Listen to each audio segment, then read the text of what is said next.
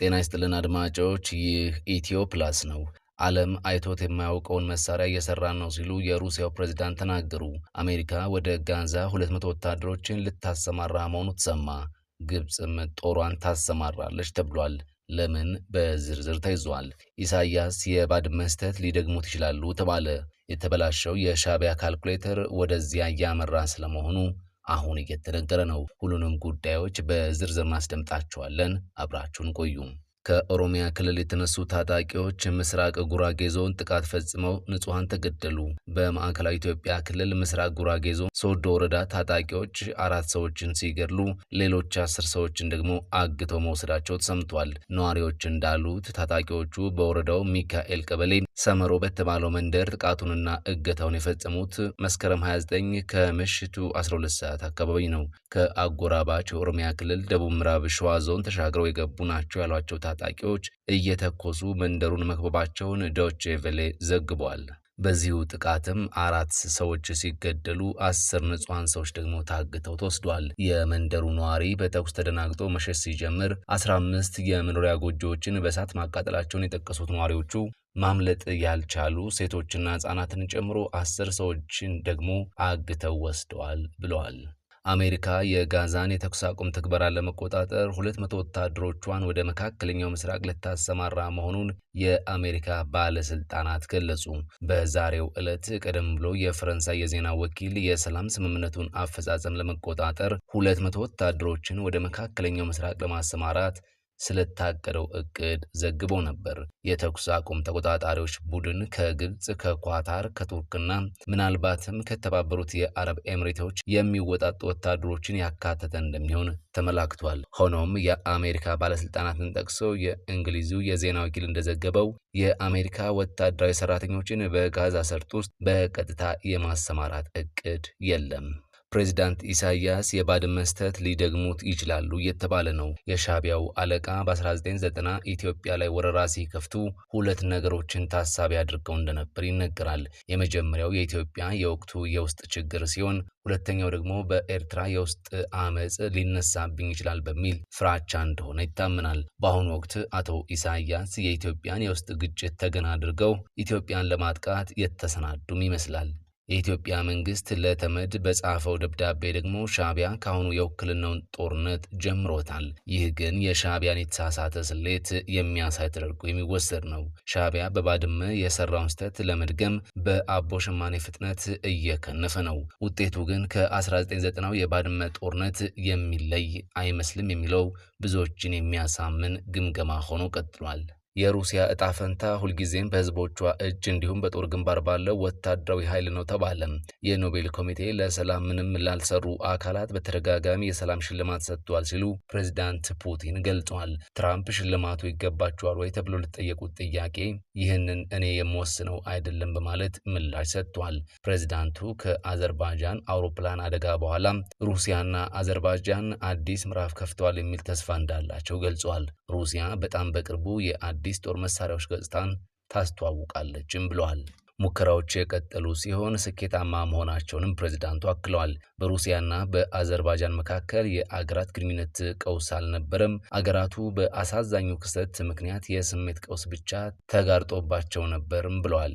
የፕሪቶሪያውን ስምምነት በመፈረም ሂደት ውስጥ ተሳታፊ የነበሩትና የቀድሞው የትግራይ ጊዜያዊ አስተዳደር ምክትል ፕሬዝዳንት ጀነራል ጻድቃን ገብረተንሳይ የአሁኑ የክልሉ ፕሬዝዳንት ጀነራል ታደሰ ወረደ በ6 ወራት የስልጣን ዘመናቸው የተሰጣቸውን ኃላፊነት በአግባቡ አልተወጡም ሲሉ በከፍተኛ ሁኔታ ወቅሰዋል። ጀነራል ጻድቃን ከኤንቢሲ ጋር በነበራቸው ቆይታ ጀነራል ታደሰ የተሰጣቸውን ስልጣን በክልሉ ያሉትን አንገብጋቢ ችግሮች ከመፍታት ይልቅ አባክነውታል በሚል ወቀሳ አሰምተዋል።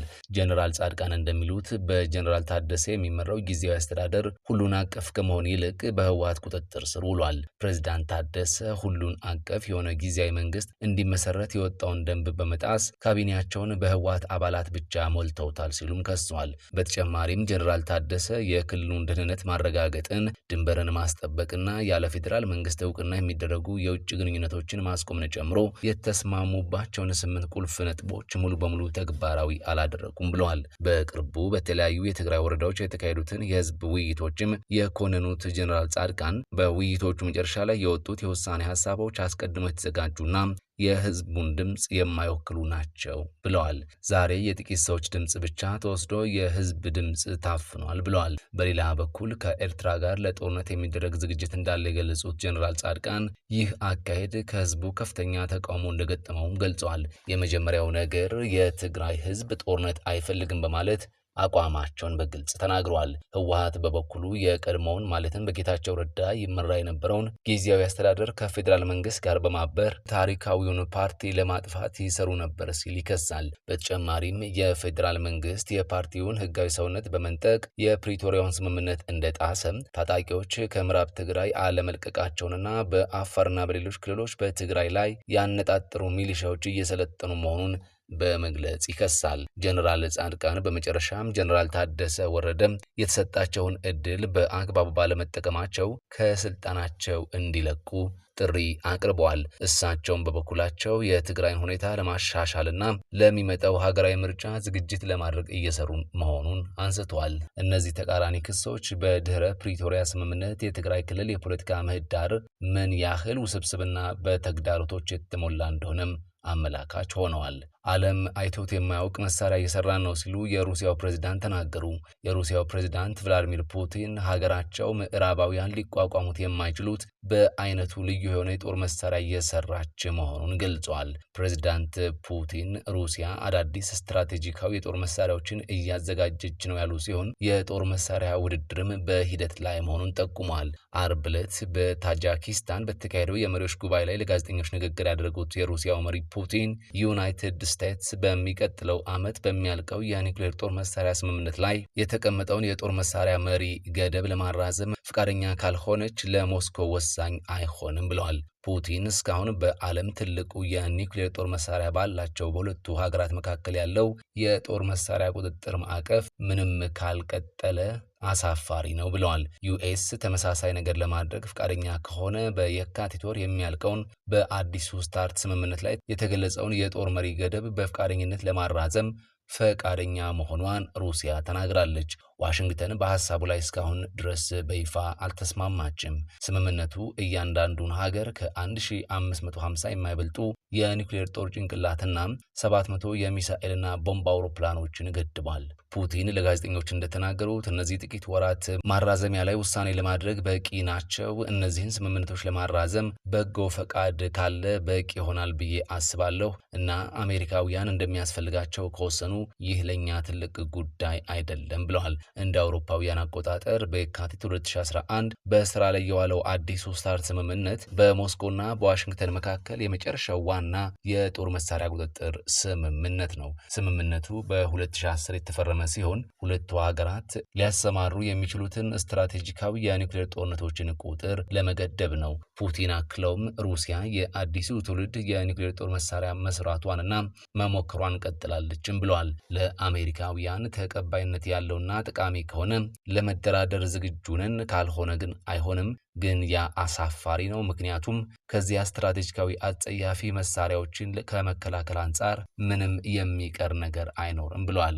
አንዳንድ ሀገሮች የኒውክሌር ሙከራዎችን ስለማድረግ እያሰቡ ነው ሲሉም በአንድ ሳምንት ውስጥ ለሁለተኛ ጊዜ ፑቲን ስማቸውን ያልጠቀሱት ሌሎች ሀገራት የኒውክሌር ሙከራ ሊያደርጉ እንደሚችሉ ጠቁመዋል።